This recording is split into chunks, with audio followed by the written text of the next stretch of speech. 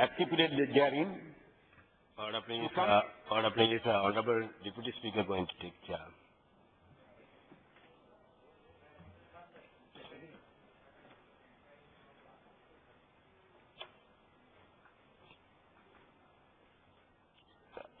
Thank you, Mr. Speaker.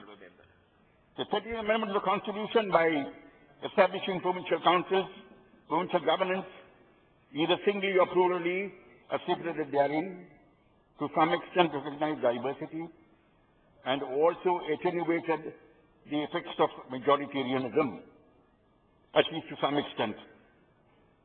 It certainly laid the foundation for a healthy beginning. This came about through immense sacrifice. It would be myopic to think that this could be nullified as easily as the 17th Amendment to the Constitution. Honourable members who helped to enact the 18th Amendment would have by now realized the dangerous precedent they created, and one can only pray and hope that they would act with wisdom in the future. Any precipitate action to annul the 13th Amendment or to radically change the provisions contained therein would only confirm that the Constitution of Sri Lanka, a country's constitution, is looked upon as both sacrosanct and pious, can be subverted or even abrogated to meet the demands of chauvinistic nationalism, so as to deny diversity and entrench majoritarianism.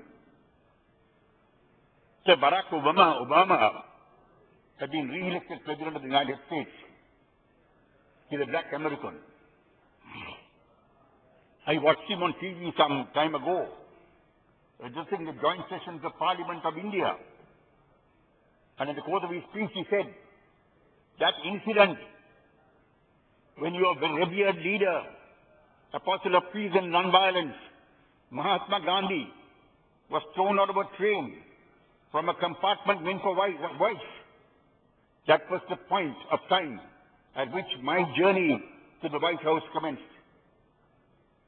He said, my journey to become President of the United States commenced when Mahatma Gandhi was thrown out of the train that had a separate compartment for whites in which Honorable the venerated leader was seated. Dr. Manmohan Singh is the Prime Minister of India. He is a Sikh. The Sikhs in India are 2% of the country's population. That is the recognition of diversity. That is the only way to ensure that majoritarianism does not prevail in a country. It's for you to decide what you're going to do. I can only say that the future of Sri Lanka would be gravely harmed and irreparable damage will be caused to the future of Sri Lanka if there is any effort on anyone's part to do away with the 13th Amendment or to modify the 13th Amendment as to make it ineffective and worthless. We have always felt that the 13th Amendment must be built upon so as to bring about meaningful devolution. That is the commitment that this government has made to several countries. That is the commitment that this government has made to the United Nations. That is the commitment that this government has made to the international community. That is the effort that has been made by every single president after the enactment of the 13th Amendment, whether it be President Ranasinghe Parameswara, or President Chandrika Bandaranaike Kumaratunga, or President Mahinda Rajapaksa himself, to improve upon the 13th Amendment, so as to bring about meaningful devolution. President Mahinda Rajapaksa has himself enunciated this position in the course of his address to the inaugural meeting of the APRC and the Expert Committee. It's contained in the report of the Lessons Learned and Reconciliation Commission. But this cannot be gone back on. It must be built upon. The Second Amendment must be built upon to achieve meaningful devolution. But if we try to nullify it, if we try to amend it in such a way that it will become worthless, then I'm afraid we're doing much harm to this country, doing very much harm to this country. And that's a step which I do hope and pray that you will not take. I watched my friend, Honorable Mahinda Samarasinha, speak in Parliament yesterday. He talked about accountability. I was not going to talk about it, but since he has said a few things, I think I must respond very briefly, sir. I won't take time. He said some inquiry has been commenced by some military tribunals on the question of accountability, and a certain number of cases are being inquired into at the moment. That once the investigations are completed, if there was evidence against anybody, that evidence will be sent to the army commander, who will take a decision in regard to what needed to be done.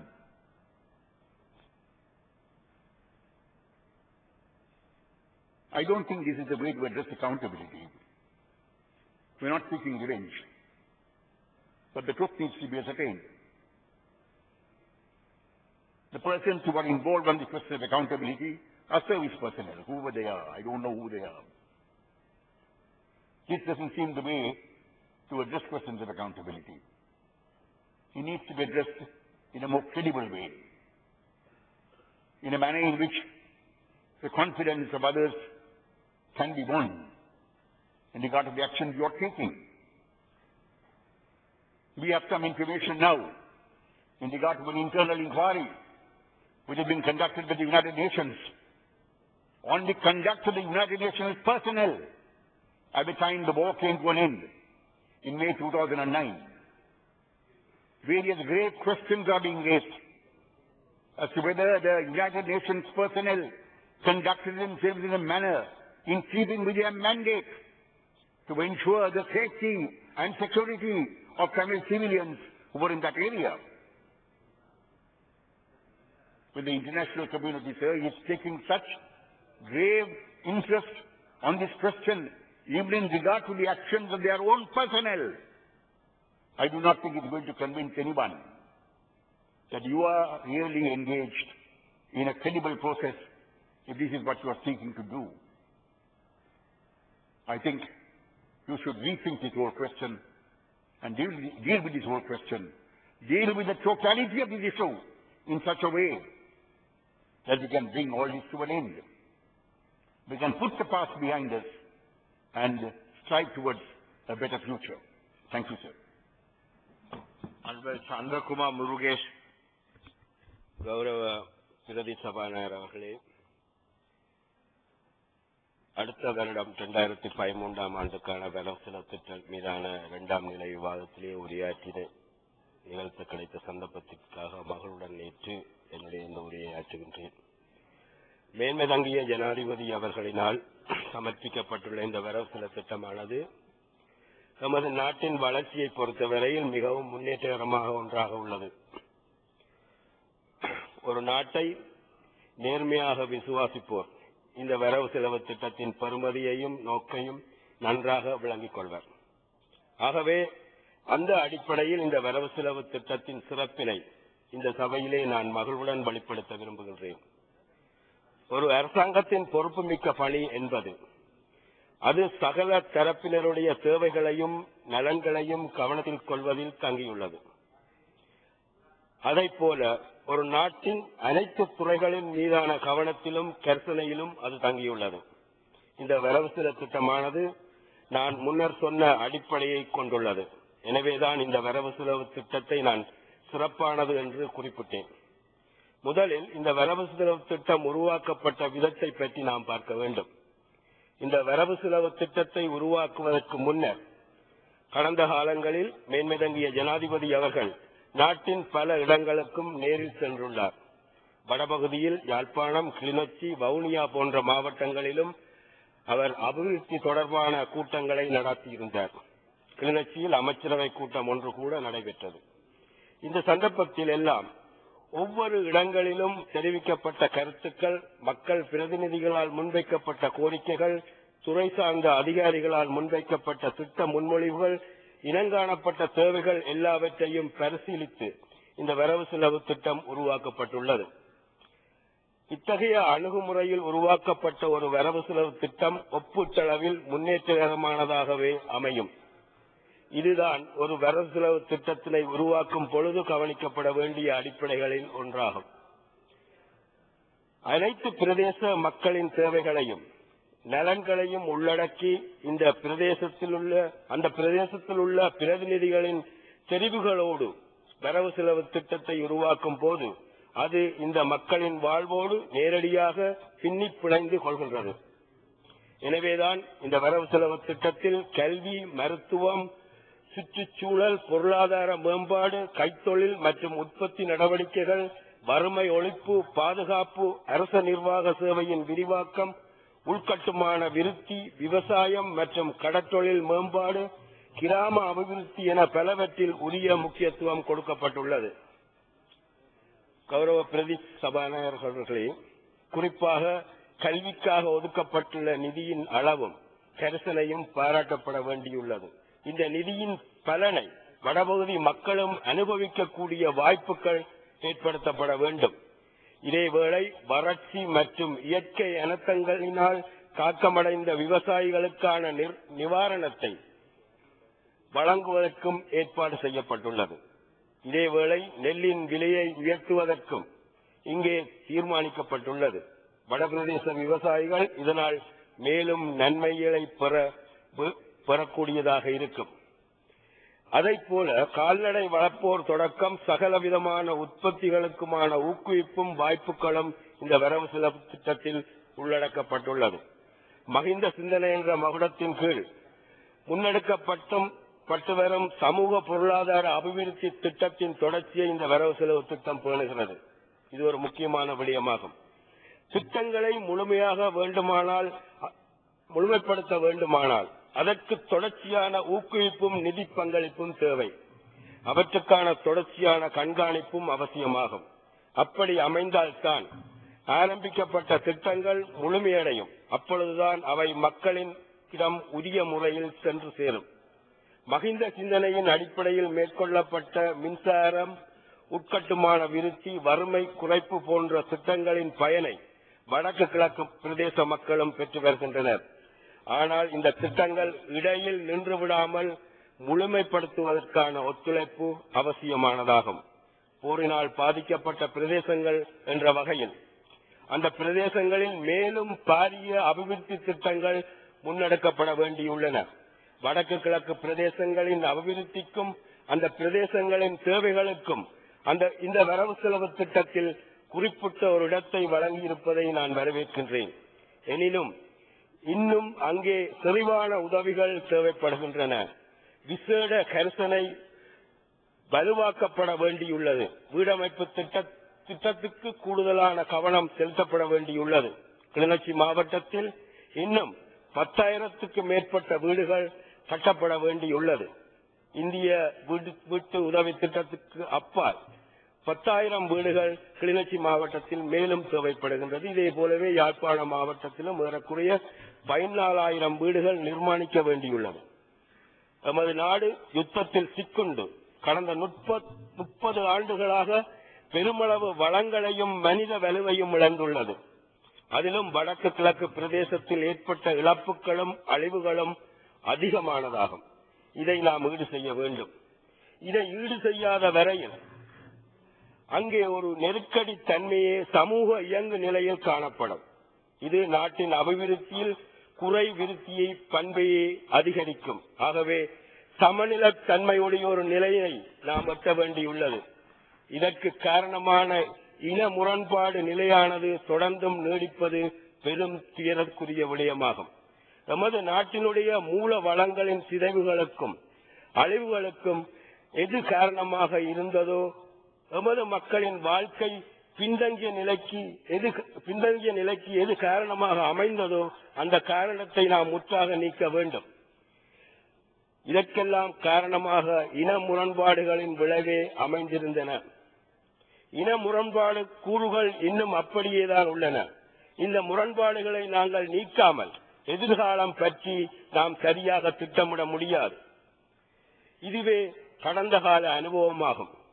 எவ்வளவு பணத்தையும் எவ்வளவு மனித உயிர்களையும் இன முரண்பாட்டின் காரணமாக இழந்திருக்கின்றோம் என்று கணக்கிட்டால் இதனுடைய பெறுமதியை நாம் புரிந்து கொள்ளலாம். காரணங்களை சொல்லி ஒருவர் மீது ஒருவர் பொறுப்புகளை சுமத்தி ஒருவரை ஒருவர் குற்றஞ்சாட்டி இந்த பிணக்கை தீர்க்க முடியாது. வீட்டிலிருந்து வெளியே போகும்போது திரும்பவும் வீட்டுக்கு பாதுகாப்பாக வர முடியுமா என்ற சந்தேகம் இருந்த காலம் ஒன்று இருந்தது. அதை நாம் நினைவில் வைத்திருந்தால் இந்த பிரச்சனையை இன்னும் இழுத்தடிக்க மாட்டோம். பிரச்சனைகள் மத்தியிலும் முரண்பாடுகளின் மத்தியிலும் நாம் எந்த முன்னேற்றத்தையும் இலகுவாக எட்டிவிட முடியாது. எந்த நன்மையையும் இலகுவாக எட்டிவிட முடியாது. தான் ஏற முழம் சறுக்கும் என்பார்கள். அதேபோல எமது திட்டங்களின் முன்னேற்றத்தை பிரச்சனைகளின் தீவிரம் இங்கே இறங்கிவிடும். எனவேதான் நாங்கள் அரசாங்கத்துடன் இணைந்து நிற்கும் போது பிரச்சனைகளுக்கான தீர்வையும் வலியுறுத்தி வருகின்றோம். எத்தகைய அபிவிருத்தி பணிகளை செய்தாலும் அவையெல்லாம் நிரந்தரமானவையாக அமையுமா என்ற கேள்வி மக்களிடம் உள்ளது. இதற்கு காரணம் மீண்டும் அமைதியற்ற காலம் ஒன்று உருவாகுமா, தீர்க்கப்படாத பிரச்சனைகள் எதிர்காலத்தில் என்ன மாதிரியான விளைவுகளை ஏற்படுத்தும் என்ற கேள்விகள் மக்கள் மனதில் உள்ளன. பிரச்சனைகளை நாம் தீர்க்காமல் வைத்திருப்போமானால் அதை வைத்துக் கொண்டே வெளிசக்திகள் எமது நாட்டில் மூக்கை நுழைக்கும். இதை நாங்கள் இன்று நடைமுறையில் காண்கின்றோம். கடந்த காலத்தில் நடந்ததும் இதுதான். வெளிசக்திகள் இலங்கையின் தலையீடுகளை செய்வதற்கான வாய்ப்பை நாங்களே வழங்கி இருக்கின்றோம். இப்பொழுதும் இதுதான் நடக்கின்றது. இன்று யுத்தம் முடிந்தாலும் யுத்த நடவடிக்கைகள் உருவாக்கிய நெருக்கடிகளிலிருந்து நம்மால் மீள முடியவில்லை. இந்த அழிவுகள் எங்களை இன்னும் பல காலத்திற்கும் நெருக்கடிகளுக்கும் உள்ளாக்கும். இந்த வரவு செலவு திட்டத்தில் ஒரு குறிப்பிட்ட தொகை நிதி ஒதுக்கீடும் கரிசனையும் யுத்தகால நடவடிக்கைகளின் விளைவுகளுக்காகவே செலுத்தப்பட்டுள்ளன. அதேபோல சர்வதேச அரங்கில் நிலவும் இலங்கை தொடர்பான நெருக்கடி நிலையும் யுத்தத்தின் விளைவுகளே. இலங்கை பற்றிய இன்றைய அபிப்பிராயங்களும் அழுத்தங்களும் கூட யுத்தகால நிகழ்வுகளின் விளைவுகளே என்பதை நாம் மறக்க முடியாது. எனவேதான் நான் இந்த அவையிலே மீண்டும் மீண்டும் இந்த விடயத்தை அழுத்தி கூறி வருகின்றேன். நிலையான அமைதி சீர்வொன்றை எட்டுவதே நாட்டின் அபிவிருத்திக்கும் நல்லெண்ணத்துக்கும் அடிப்படையாக அமையும் என்று நான் கூறுகின்றேன். கௌரவ பிரதி சபாநாயகர் அவர்களே, உள்நாட்டின் அபிவிருத்திக்கும் முன்னேற்றத்திற்கும் வாய்ப்புகளை வழங்க தூர நோக்கோடு நல்லதொரு வரவு செலவு திட்டம் உருவாக்கப்பட்டுள்ளது. இனப்பிரச்சனையின் தீர்வை முன்னகர்த்துவதற்காக, நல்லிணக்க ஆணைக்குழுவின் பரிந்துரைகளை நடைமுறைப்படுத்துவதற்காக, அதற்கான ஏற்பாடுகளுக்காக நிதியும் ஒதுக்கப்பட்டுள்ளது.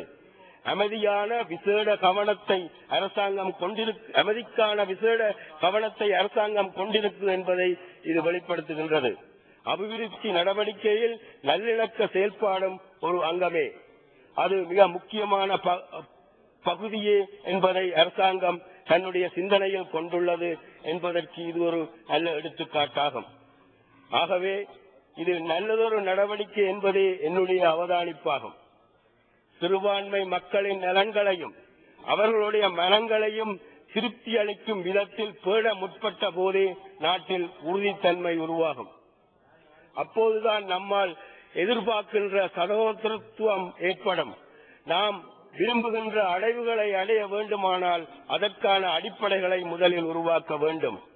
இது தொடர்ச்சியாகவே நாம் நாட்டை முழுமையாக உறுதித்தன்மைக்கு கொண்டு செல்ல வேண்டும். இந்த நீடித்த அமைதியினாலேயே உருவாக்கலாம். தற்போது 13வது திருத்தச் சட்டத்தை நீக்குவதும் தொடர்பாக பேசப்படுகின்றது. இதற்கு பதிலாக 19வது திருத்தச் சட்டம் மூலம் ஒன்றை உருவாக்குவது பற்றியும் ஆலோசிக்கப்படுகின்றது. நீண்டகால அரசியல் கோரிக்கையை வைத்து போராடிய மக்கள் 13வது திருத்தச் சட்டத்திலிருந்து படிப்படியாக தங்களுடைய அரசியல் உரிமைகளை பெறலாம் என்ற நம்பிக்கையுடன் காத்திருக்கின்றனர். பல உயிர்களை இழந்து தங்களின் உடைமைகளை எல்லாம் இழந்த நிலையில் நல்லதொரு அரசியல் தீர்வு கிட்டும் என்ற நம்பிக்கையுடன் இருக்கும் மக்களுக்கு 13வது திருத்தச் சட்டத்தை நீக்குவதாக வந்துள்ள செய்திகள் அவநம்பிக்கையை உருவாக்கியுள்ளது. குறிப்பாக இந்த செய்திகள் தமிழ் முஸ்லிம் மக்களிடத்திலே பதற்றமான நிலைமையை உருவாக்கியுள்ளன. இது அரசாங்கத்தின் மீதான அவர்களது நல்லெண்ணத்தை பாதிப்படைய வைக்கும் ஒரு நடவடிக்கை என்று அவர்கள் கருதுகின்றார்கள். எங்களுடைய நிலைப்பாடும் அதுதான். 13வது திருத்தத்தில் இருந்து முன் செல்வோம் என்று நாங்கள் சொல்லி வந்திருக்கின்றோம். நாம் அமைதியை நோக்கிய சிந்தனையில் மக்களை வளர்த்தெடுக்க வேண்டும். அதற்கான அடிப்படைகளை உருவாக்க வேண்டும். முக்கியமாக நம்பிக்கைகளை நாம் மக்களுக்கு ஊட்ட வேண்டும். அந்த நம்பிக்கைகள் பாரபட்சமற்ற ஆட்சி என்ற வகையில் உண்மையான தீர்வொன்றும் சமத்துவமான உரிமைகளும் இந்த அரசாங்கத்தால் உருவாக்கப்படுகின்றன என்று நம்பக்கூடியதாக அமைய வேண்டும். அபிவிருத்தியை எட்டுவதற்கு கால நிர்ணயத்தை நாம் வைத்துள்ளதைப் போல அமைதி தீர்வை எட்டுவதற்கும் ஒரு கால எல்லையை வைத்து செயல்பட வேண்டியது அவசியமானதாகும். மக்கள் தங்களின் கடந்த கால கசப்பான அனுபவங்களோடுதான் இன்னும் உள்ளனர். கடந்த காலத்தின் நம்பிக்கை இனங்கள் அவர்களை விட்டு இன்னும் நீங்கவில்லை. இங்கே நான் தமிழ் முஸ்லிம் மக்களின் எண்ணப்பாடுகளையே அழுத்தி கூறுகின்றேன். ஒரு பொறுப்புள்ள நம்பிக்கையுள்ள அரசாங்கம் என்ற வகையில் சிறுபான்மை மக்களிடம் உள்ள இந்த நம்பிக்கை இனங்களை நாம் நீக்க வேண்டும். இன்று பாரிய சவாலாக இருப்பது சமூகங்களுக்கிடையிலான இடைவெளிகளை குறைத்து நம்பிக்கையையும் புரிந்துணர்வுகளையும் நல்லெண்ணத்தையும் ஏற்படுத்தும் காரியமே. கட்டி எழுப்ப வேண்டிய மிக முக்கியமான புனர் நிர்மாண பணியாகவே இதனை நான் கருதுகின்றேன். அபிவிருத்தி செய்ய வேண்டிய முக்கியமான பணியாகவும் இதுவே உள்ளது என்பது என்னுடைய நம்பிக்கை. அபிவிருத்தியும் அமைதியும் ஒன்றுடன் ஒன்று சம்பந்தப்பட்டவை, ஒன்றுடன் ஒன்று பின்னி பிணைந்தவை. இரண்டையும் நாம் வேறாக பார்த்துவிட முடியாது, அணுகவும் முடியாது என்பதையே நான் இங்கு வலியுறுத்துகின்றேன். கௌரவ பிரதி சபாநாயகர் அவர்களே, இதே வேளை நான் இன்னொரு விடயத்தையும் இங்கே இந்த மன்றிலே இந்த சந்தர்ப்பத்திலே வலியுறுத்தி கூற விரும்புகின்றேன். ஒரு நாட்டிலே ஜனநாயகத்தின் உறுதிப்பாடே எல்லாவற்றையும் நிர்ணயம் செய்யக்கூடியது என்பதை நான் வலியுறுத்துகின்றேன். ஜனநாயகத்தை பலப்படுத்துவதில் அனைத்து தரப்பினரும் பங்கிருக்கின்றது. கட்டிக்கழிக்க முடியாத பொறுப்பிருக்கின்றது. ஒவ்வொரு சமூகத்தினரும் மிக முக்கிய விலைகளை கொடுத்து போரின் முடிவுக்கு வந்துள்ளனர். இந்த போரின் முடிவு என்பது நல்லனவற்றை ஆரம்பமாக அமைய வேண்டுமே தவிர அது பலவற்றின் சீரழிவுக்கு காரணமாக அமைந்துவிடக் கூடாது. இன்று ஜனநாயக விளம்பியங்கள் மேலும் சீரழிந்து செல்லும் நிலைமையே காணப்படுகின்றது. ஒவ்வொரு தரப்பினர் அரசியல் லாபங்கள் அந்தந்த தரப்பினரின் நோக்கமாக இருக்கலாம். ஆனால் அவற்றுக்கான நெறிமுறைகளின் அடிப்படையில் அவை அமைய வேண்டும். அதுவே ஜனநாயகத்தை பலப்படுத்தும் ஒழுங்காகும். இதில் எந்த சக்திகள் தவறிழைத்தாலும் அவை கண்டனத்துக்குரியவே. இல்லையென்றால் ஜனநாயக நெருக்கடியே எமது நாட்டுக்கு ஏற்படும். நாம் எமது அத்தியாவசிய பணிகளில் ஒன்றாக ஜனநாயக மேம்பாடு பற்றியும் சிந்திக்க வேண்டும். அதை வலுப்படுத்துவதற்கான நடவடிக்கைகளை மேற்கொள்ளவும் வேண்டும். இது ஒரு கூட்டு பொறுப்பு என்பதையும் உணர்ந்து கொள்ள வேண்டும். நல்ல முயற்சிகளுக்கான ஒன்றிணைந்து நிற்பது என்பது அவசியமானது. அதிலே எதிர்த்தரப்புகள் ஆளுந்தரப்புகள் என்ற பேதங்கள் தேவையில்லை. மக்களுக்காக, அவர்களுடைய நன்மைகளுக்காக, நாட்டுக்காக, நாட்டின் அமைதிக்கும் முன்னேற்றத்திற்குமாக என்ற உணர்வு இருந்தாலே போதும். எல்லா தரப்பினரையும் ஒன்றிணைக்கும் புள்ளி அதுதான். எனவே இங்கே நான் மீண்டும் அழுத்தி கூற விரும்புவது, வரவு செலவு திட்டத்தின் மீதான எமது கவனம் என்பது எமது நாட்டை அமைதியான வழியில் முன்னேற்றுவதை குறித்து சிந்திப்பதற்காகவே அமைய வேண்டும் என்று. கௌரவ பிரதி சபாநாயகர் அவர்களே, மக்களின் வாழ்க்கை அடைகின்ற முன்னேற்றம் என்பது நாட்டின் முன்னேற்றமாகும். மக்களின் மனங்களில் ஏற்படுகின்ற மகிழ்ச்சியும் நம்பிக்கையும் நாட்டின் கீர்த்தியாகும்.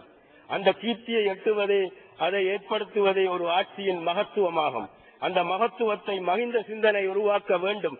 அதற்கான அடிப்படைகளை அது உருவாக்க வேண்டும் என்று இந்த அவையிலேயே கேட்டுக்கொண்டு எனது உரையை நிறைவு செய்கின்றேன். நன்றி, வணக்கம்.